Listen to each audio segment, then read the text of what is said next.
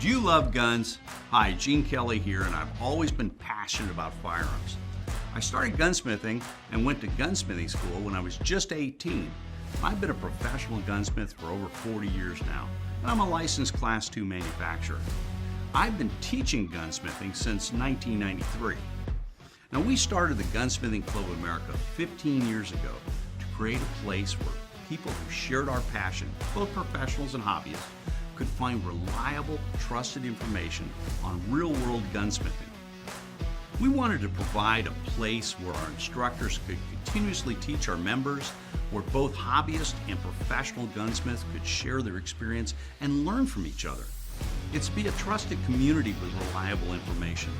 We knew that it would be an extremely powerful resource and tool to preserve our gunsmithing knowledge, provide our members with an enjoyable experience, and as a place that actually protects our firearms freedoms by keeping our guns functioning properly. As a member of the GCA, you'll have access to over 400 hours of gunsmithing instruction and techniques on video, all by qualified instructors who are masters in the field. You will receive our monthly Gun Tech video magazine and print magazine. Plus, the GCA members' website contains almost 200 extremely detailed firearm disassembly and reassembly video courses, hundreds of product reviews, firearms evaluations, and industry interviews. The Gunsmithing Club of America is a one-of-a-kind organization. There's no other club or group specifically dedicated to the art, craft, and profession of gunsmithing. As a hobbyist or professional, you'll find that this is your source for the knowledge you need. So feed your passion about guns and gunsmithing by being a member in a community of like-minded individuals. If this sounds like you, join us today.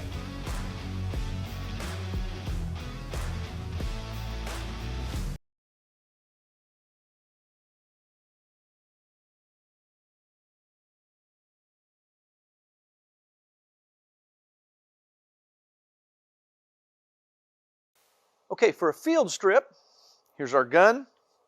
Depress the magazine latch, which is right inside the trigger guard right here. Turn the gun over so you can see it. It's a little more prominent on what is the left side of the firearm. Withdraw the magazine. Now we can simply undo the barrel nut. Now be aware that the breech bolt is resting against the back of the barrel. So as you unscrew the barrel nut, the barrel is going to be pushed forward by the bolt and the action spring. So be aware. You can pull back on the bolt and then unscrew the barrel nut if you so choose. Once it's loose, we have an indexing pin, and sometimes those pins are a little snug in the receiver, so you may have to just twist the barrel a little bit and pull it forward until it comes straight out. Now, don't release the bolt handle because, again, we're under spring tension, and if you do, it'll slam forward, and the operating handle right here will batter against the receiver right here. It'll raise a burr. Just don't want to abuse your gun. Next, we can turn the gun over. Coming to the back of the grip is some wings on the takedown nut. Unscrew it until we're free. Now the receiver will pull straight forward and out of the stock. And there's your field strip. Now you may get the gun, again, assembled in that condition, or you may get it where it's inside the stock. And to put it back inside the stock, we'll just go over that right now since it's all one affair. The stock is positioned to hold everything. Down here in the bottom, you can see the hole for the barrel with a notch for the front sight. Slides through into position. Same thing with the receiver. Push the operating handle in. It slides right down into place. On the Henry version, it'll take 2 extra magazines in the stock. Now be aware, it's got to go in butt first or bottom first, because this groove right here fits on those flanges right there. So one fits there, and another fits right there. So you got 2 extra magazines inside the stock, not to mention the one in the receiver itself. So you got 3 magazines total. The butt plate goes on the top first and then snaps onto the bottom. That's where these raised grooves are, on the bottom. Don't put it on backwards. It actually gets a little extra tight. And then it can be difficult to take off and remove. So if you receive the gun like this for your field strip, the gun is basically field stripped already, but to take it apart, take out the butt plate, pull out, and it doesn't matter in what order, receiver, barrel, magazines, whatever it happens to be. But basically the gun is field stripped already when you take it out. Magazines, I want to talk a little bit about them real quick. These are the Henry magazines. Good magazine. They're basically all one piece. They have a piece of spring stock that comes up here and bends over to tension the cartridges. A very good feature. I like it. And that's different than the original Charter magazines. Here's an original Charter magazine where the feed lips themselves tension the cartridge. They don't have this piece of spring stock. Just a little different, but the Charter magazine will fit, as long as you put it in right, will fit the stock as well. So if you have an old style magazine, then most of the parts will interchange with this, the Charter arms and the Henry. So again, just a little extra information there. That's how to take it apart, put it back together, field strip wise. Let's go into a detail disassemble.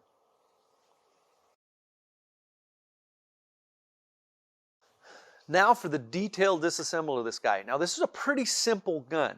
They're really neat. If they were overly complicated, they'd probably be extra heavy and they wouldn't float, which is one of the benefits of these, is they do float. So the first thing we're going to take out actually is the bolt in the stock. It's held in place by a little roll pin. So you can imagine hitting that, trying to get that to come out with that wanting to spin. Install the receiver and screw in your takedown bolt. Not all the way, just a thread or two.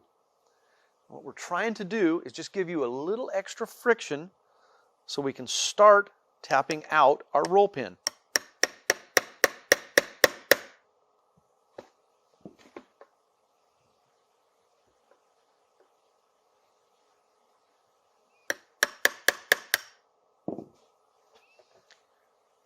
There you go. You can see the roll pin coming out on the far side. Once you have it started, unscrew it, slide the receiver out, lay it aside. Now we can continue to press out or tap out our roll pin. There we go. Lay our roll pin off to the side.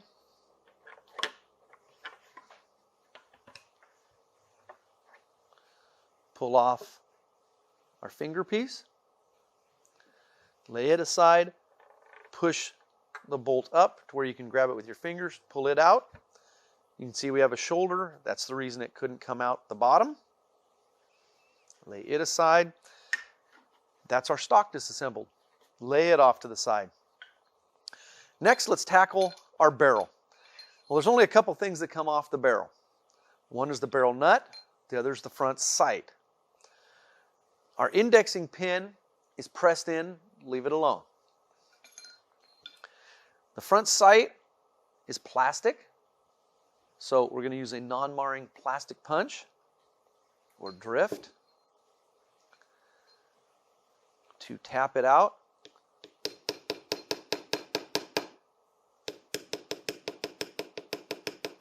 I like to tap them out left to right. That's generally how most front sights are put in. If yours is extra tight, turn it over and try it right to left, just to double check. Whichever way it goes, that's the way you're going to want to tap it out. There's our sight. Lay it over here out of the way. Now our barrel nut comes down off the barrel, We lay our barrel out of the way. Now, I see I got a couple magazines here, and I want to talk about those real quick. We already mentioned I got a Charter Arms original and one of the Henry magazines. The only real difference is the spring tensioner on the Henry. The body's basically one piece. This piece, the floor plate comes down and is bent over. Then the back of the magazine body is bent over to retain it, holding the spring and follower in place. So looking at the bottom, you can see, as we're made out of stamped sheet metal, you bend this tab up, so you can bend this tab up to allow the spring and follower out the bottom. You're going to fatigue each seam to some degree. Just like if you take a paper clip and bend it, then bend it back, then bend it back, pretty quick it breaks off. It fatigues right at those seams. Don't take them apart. Just leave them alone. They're available. Buy extras. Put those over here out of the way. And let's move on to our receiver. All right, here's our safety. We want to make sure it's in the fired position. We're going to turn the firearm over, and we're going to want to lower the hammer. Put it in the fired position. Pull the trigger. Hammer's down now. Takes tension off of it. We have a large screw right here. Back it out. Lay it aside. Now we have a side plate. We got a pin right here. It helps retain it. Work it back and forth. You can see it's raising up here. If you have to, you can work a very thin screwdriver in, but I don't recommend it often, only if that guy is super tight. Lower the striker, or the hammer, excuse me. Lower the hammer. That just puts a little less tension on things, and that side plate's going to want to come off easier that way. Rock it back and forth until it comes off. The trigger pivot pin right here matches up with the hole right here in the side plate. So you can see if I was going to lay the side plate back down. Now be aware that on occasion that pin will come out of the trigger and receiver and stay in the side plate. Not a life or death thing, just be aware. So side plate's off, nothing else on our side plate. Lay it aside. Now before things go spring and go a million different directions, we're going to take a couple things out. Here's our magazine coil spring. We're going to depress it and lift it out. I'm going to place my finger over it to put a little tension on it so it doesn't spring away. There we go.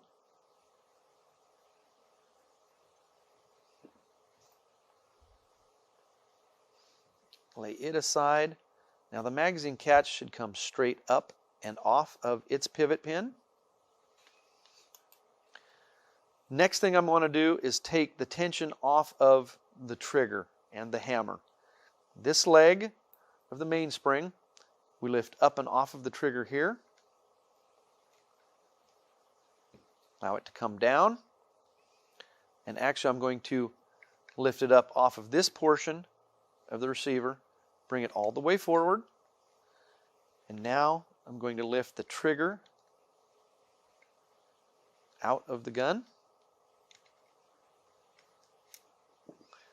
Now be aware, there's a second leg, you can see there, that rests on, well, let me pull it out here, because we're starting to launch our parts. So here's our trigger, and the pin that each leg of the mainspring rests on, right here, is grooved. And again, I just don't want you forgetting that you got a leg of the mainspring on the back side underneath the trigger resting on that pin.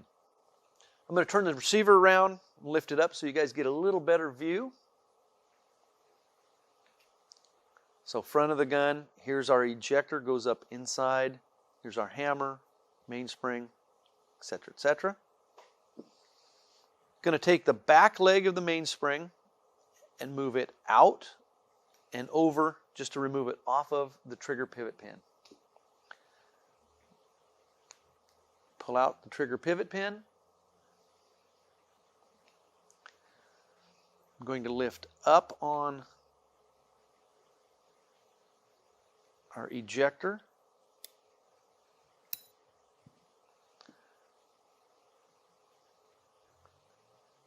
and it just sprung out of there on me. Set the ejector aside. Now, our hammer pivot pin, a lot of times will come straight out. Lay it off to the side.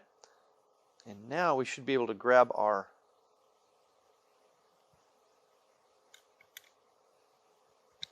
hammer, lift up on it, pull it back and down out of the receiver.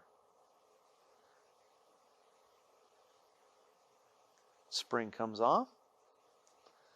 Lay it aside. Now, actually, I'm going to bring that spring back. That spring sits right in here. So be aware this side fits around this flange in the receiver. Again, just giving you the layout. I'm going to try and pull out that magazine catch pin, pivot pin.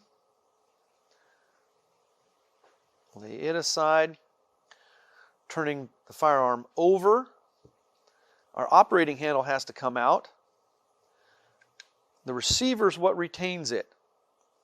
Operating handle is all the way forward against the receiver right here. We want to push back, and so I just reach through the front with my index finger, push it back just a little bit till the operating handle comes straight out. Lay it aside. Now, the bolt will come straight forward.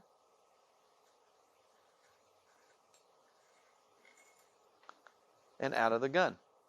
Sometimes the recoil springs and the guide will come with it. Sometimes they won't. This particular one it did. Lay them off to the side. We'll dive into the bolt in just a moment. Our safety.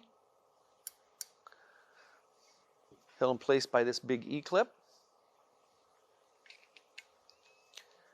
I usually just take a screwdriver and pull it off. There it is. Now note that it's also got a little bend to it. Help put tension on it. I'm going to turn this over and pull our safety straight up.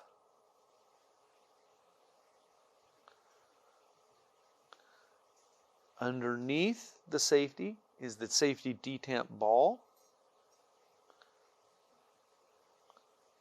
And spring.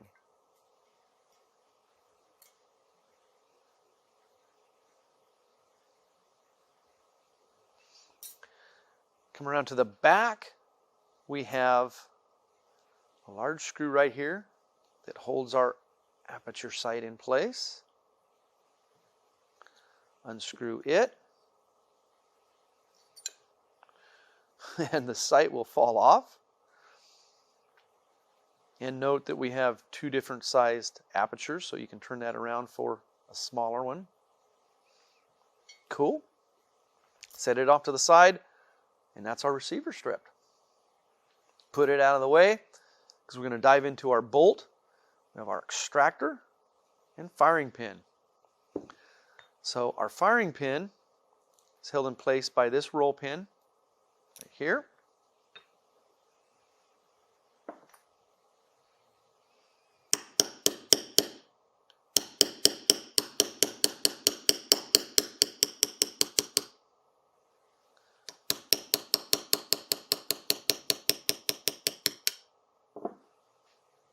There's the roll pin for the firing pin. Lay it off to the side. And using a punch that's small enough to push the firing pin back and up and out. Right there.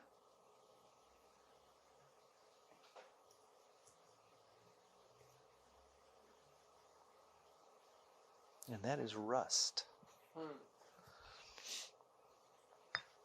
Next, we have a roll pin going down through the bolt, bisecting the extractor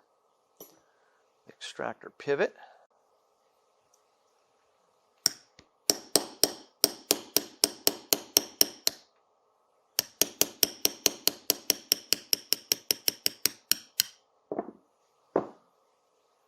There it is.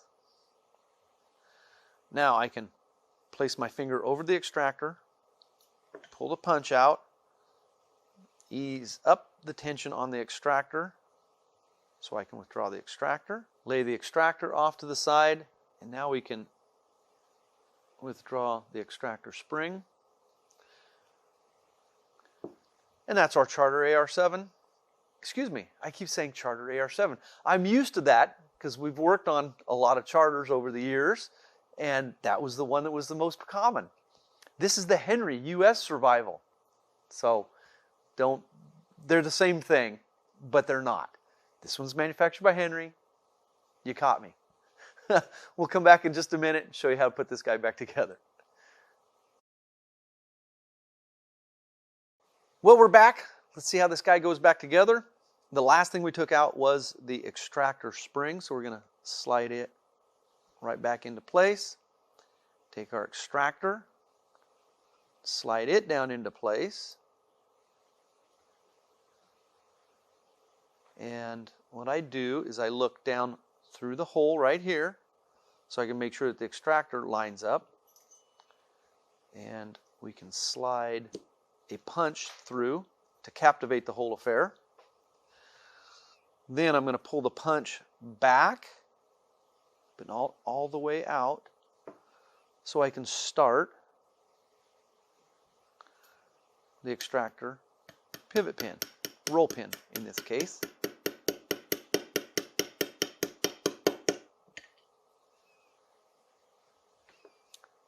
Once it's come down in far enough to retain the extractor, I can remove the punch and tap the roll pin in to where we're below flush here, not sticking out the bottom. I go a little bit further.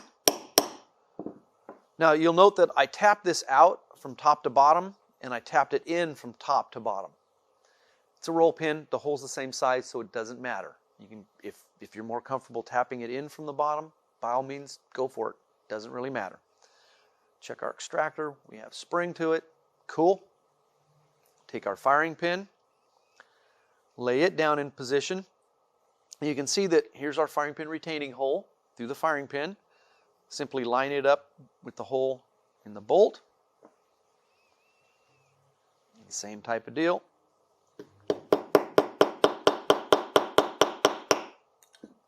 Start the roll pin in. Once the roll pin's down to where I'm going to hit the side of the bolt with the hammer, transition to the punch. Make sure we're below flush here, below flush here. Make sure the firing pin comes forward and sticks out and retracts. All well and good. There's our recoil spring. Doesn't matter which end or which side.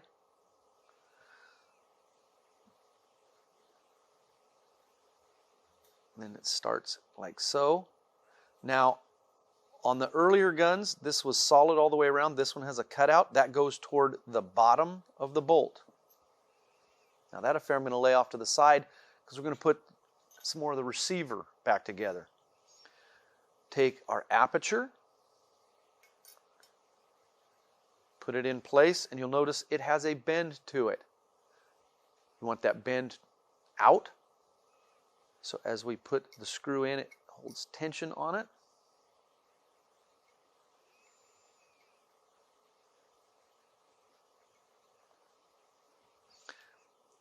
Now, hold on. I'm going to loosen that up just for a moment because you'll note that the hole in the aperture is elongated so we can adjust for our elevation. I'm going to put this back approximately where it was.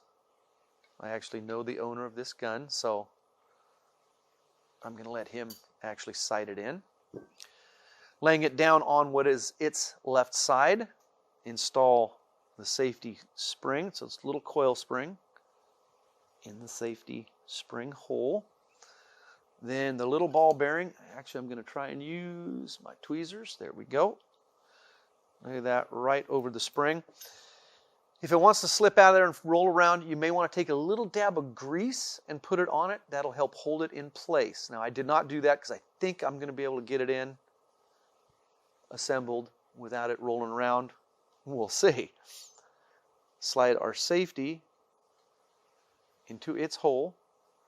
Push it straight down. Now the drawback now is that I have to hold that in place while I turn this over and install our E-clip.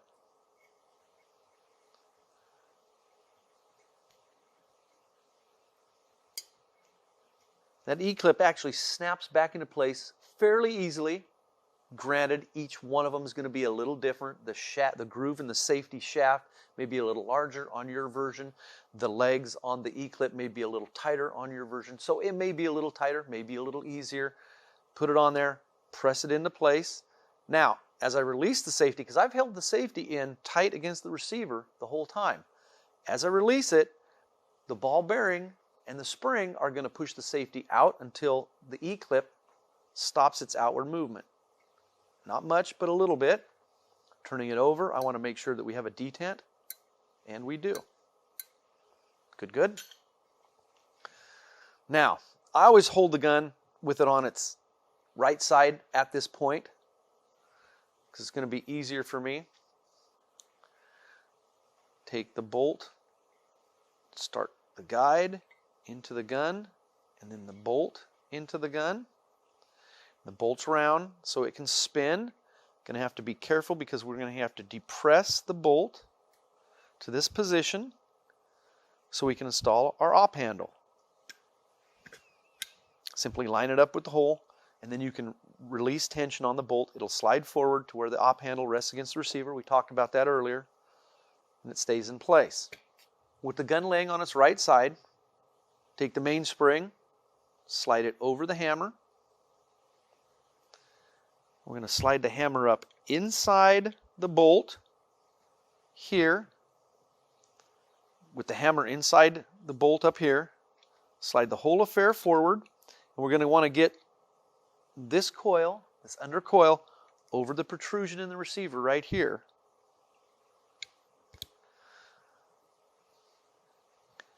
Then we can take our hammer pivot pin, start it through our hammer, snap it down into place.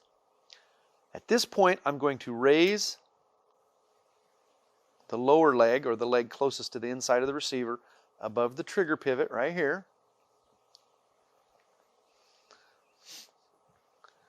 Going to take the trigger and slide it underneath this leg, lay it down, and line up the hole in the trigger with the hole in the receiver. There's the hole in the receiver.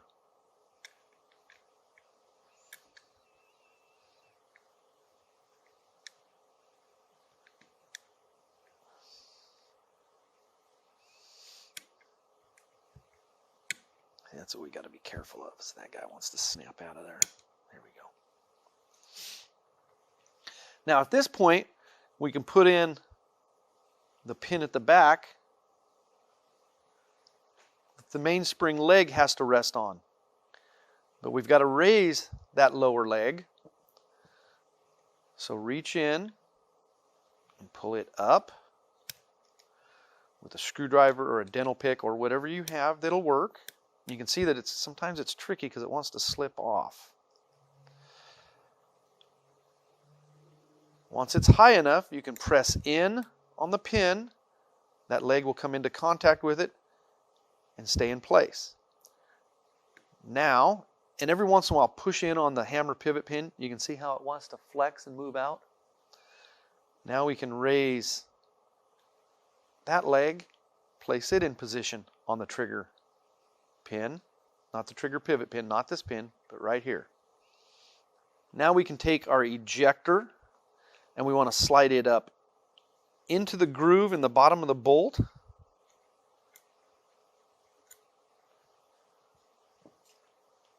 Right here.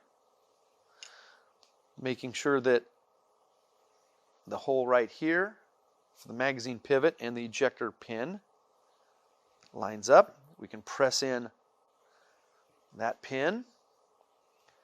We can then take our magazine catch, snap it into place, take our magazine catch spring, lay it down. I put it so the front is against the magazine catch, this end sticking out. I push it in with my finger, and snap that first coil into place. By doing that, my finger keeps the spring from springing out, and I can feel it when it snaps down into place. Now I can take our side plate. I'm going to line it up right here. And what happens is this pin doesn't want to line up. You can see it's kind of off right there.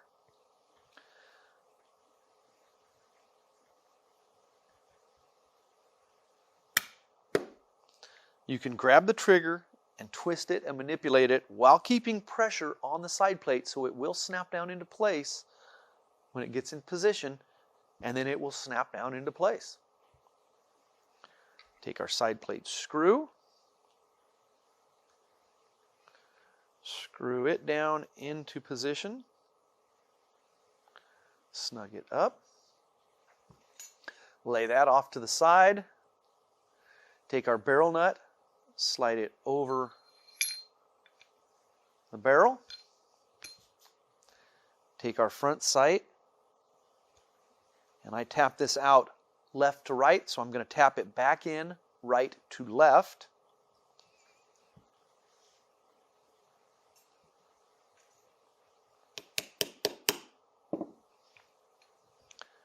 Now the front sight is where you get all your windage adjustments. So again, I will let the owner do the final sight in on this, but what I'm going to do is center it up pretty good and then let them worry about it when they go to sight it in for the ammunition they're going to be using in the gun. I'm going to assemble the gun as we go for several reasons. One, so we're going to be able to check the final fit of everything. Pull that op handle out, pull the bolt back, screw the barrel nut down, snug it up so the barrel's tight. Safety off, pull the trigger. Now if I'm holding the trigger, remember the trigger and the disconnector were all one piece. So if you're holding the trigger, when this cycles back, the hammer will hit it and actually force your finger and the trigger forward until it catches. Then you would release off of the secondary sear. It would fall to the primary, which is the front of the trigger, and we're ready to fire again. Placing the safety on, trigger doesn't move. That's very good. So let's put the stock back together. Take our stock bolt, slide it down through the hole in the top of the stock, and you got to turn it around and manipulate it where it lines up to where it comes all the way through. Now I'm going to take the roll pin and get it started.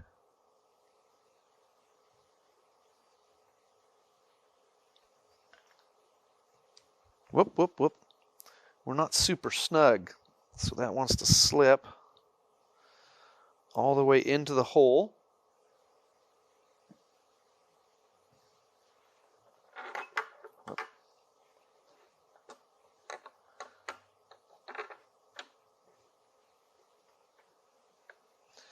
So I can see the hole here. Now with the roll pin started in our finger piece and our bolt sticking through our stock, I'm going to do like I did when we took it apart, slide the receiver into place, grabbing the shaft. I'm going to screw it in just a couple turns. Basically that helps hold the bolt in place. Visually figure out where the hole is. Right here, that the roll pin must go through. Then slide the finger piece down on top. And I'm going to turn this around so you can see it. It's not easy to do, but push down on that pin and slide it back and forth until it starts to go through. And on this one you can see it went right in. Now I will tell you that if it's tight, you're going to have problems getting it in. That's the most difficult thing on the whole gun to take apart, put back together. And you can see that if that's tight, how are you going to drive it in? The stock's in the way. You can't get a straight on hit with your punch. It's at an angle, it can slip off. That would be my biggest complaint, if you will, on that. Then we can screw this down snug. What I would do if this gun were my own personal firearm is I would take a chainsaw file and cut a groove in just this area here so I could get a straight shot, or at least a straighter shot at pushing that pin in and out. Again, that's only if I'm going to be taking it apart and putting it back together. And that's a piece that I don't advise you to take it apart a whole lot. Leave it alone. So there's our Henry back together.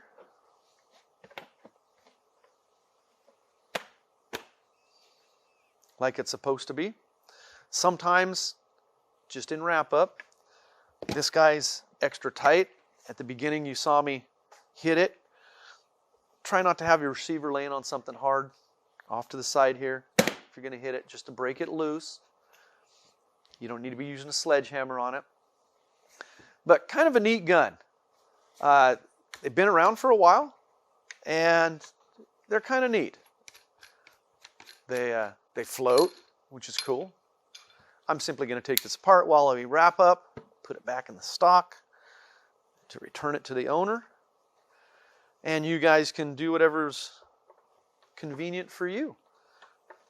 A lot of guys carry these in their cars, boats, airplanes. Whoop. Saw me get carried away, did you? One magazine there in the gun.